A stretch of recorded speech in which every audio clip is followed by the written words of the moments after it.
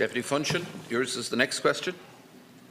This is the one in relation to the junior cert, is it? Yes, yeah, okay. History and geography. Yeah, so sorry, Minister, to ask how the proposal to remove history and geography from the core curriculum at junior cycle was arrived at, and what type of consultation has taken place to date for the development of this proposal, and does the Minister believe, if pursued, would this be a positive step for our education system, and to make a statement on the matter? Thank you. Minister. Thanks for this question. Since arriving in the department, I have spoken publicly of how vital it is that our young people learn from the past so that they can plan for the future. At a national, European and international level, it has never been more important for people to understand the lessons of history. As we face the very difficult challenges of Brexit, while also addressing the many aspects of our War of Independence and Civil War, the decade of commemorations will question the importance of understanding the historical context. I have met with officials of the NCCA, and I have asked that a review of the optional nature of history under the new framework for junior cycle be carried out. I expect to receive a report from the NCCA by the end of the first quarter of this year. Prior to the introduction of the framework for junior cycle, history and geography were core subjects in voluntary secondary schools, only 52% of schools. However, it is important to note that currently 90% of students across all school types choose to study history and 92% choose to study geography at junior cert. The new Junior Cert programme has greatly enlivened subjects with a new emphasis on projects and self-directed learning. As part of the rollout of the new framework for junior cycle, history and geography were introduced to schools in September 2018. The minimum time allocated for history and geography is 200 hours over the 3 years of junior cycle, the equivalent of 3 40-minute periods per week. I understand that for many schools this will lead to an increased time provision for history and geography. Deputy Funchion. And thanks, Minister. I suppose I would be concerned, and in general, I don't like the idea of mandatory anything, particularly in education, because I would love to do a lot of things differently in our education system. But currently, I think it's Irish, English, and Maths are the mandatory ones.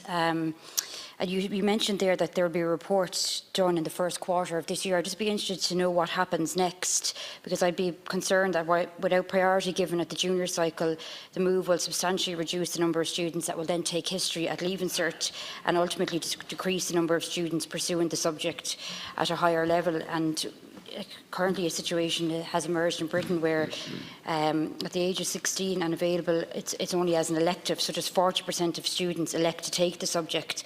And as you made reference to yourself, I mean, our history, not just your own national history, which is important to know, particularly apt that we're discussing it just the day after celebrating the Dáil event, but national history and international history is just as important as national history.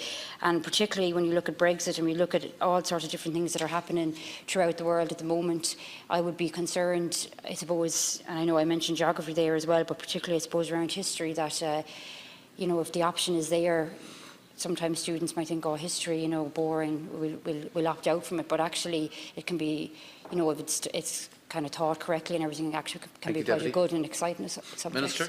Thanks.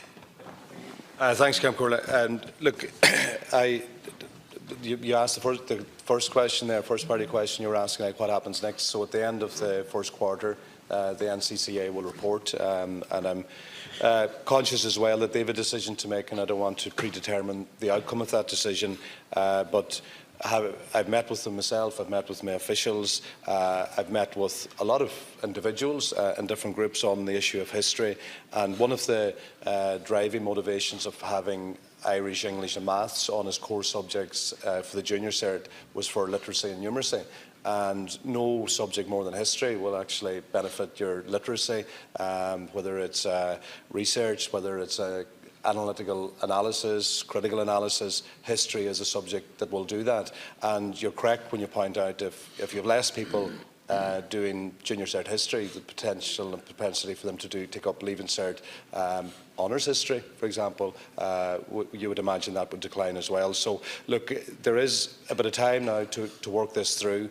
I've also asked for the curriculum to be looked at and starred and Changa Fosta, looking at the history of our own Irish language, a language that takes us back 3,500 years, a language which can open a lot of doors to our place names, our people, who we are. Thank you, Minister. And I think now is the time, hopefully, especially in the decade of commemorations, that that history will get its rightful place. Deputy Funchion. And I welcome that because you seem to be quite positive about it, and I would certainly support your comments in relation to the history of the language. I'm not fluent in Gaeilge myself. It's something I wish I had probably studied a bit more at school, but I think it certainly is something that should be looked at as well. And I suppose if you just look at the 2016 centenary celebrations and how much children sort of bought into that and how much they learned in school, it just goes to show that it really can be very beneficial and very helpful.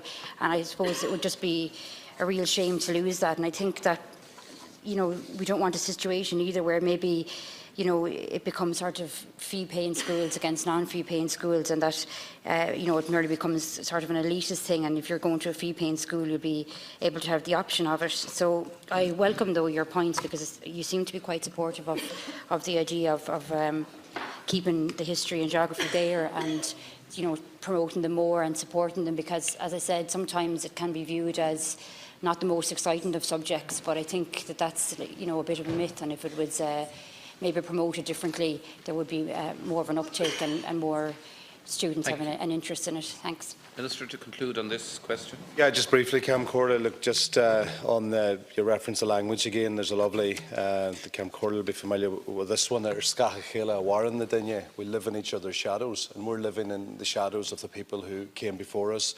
Tandulga Jorin, we have a responsibility, Guji and Ked Glunella, to the next generation, whether that's Gulter, Oireachtas, Nochanga, we have that responsibility. And I think in a very, very evolving society we live in at the moment, a very fast-changing society, sometimes just taking the step back and reflecting is more important than ever. Agus tam dachas agave and Cora Jerfer Fridin Tabershow. Thank you, Minister.